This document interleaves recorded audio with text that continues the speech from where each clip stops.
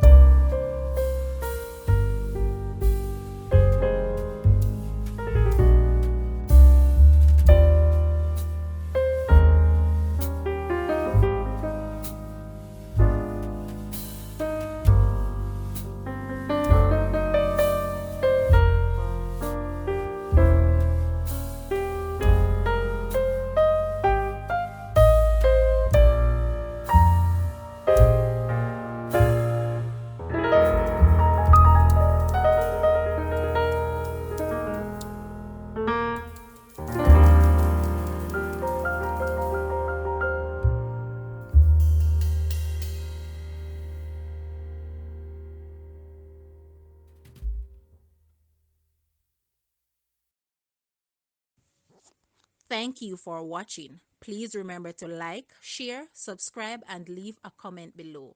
Also, for more details on this property, please visit the description area below. I am Tavia and I was your property guide for today. Until next time, put God first and keep safe.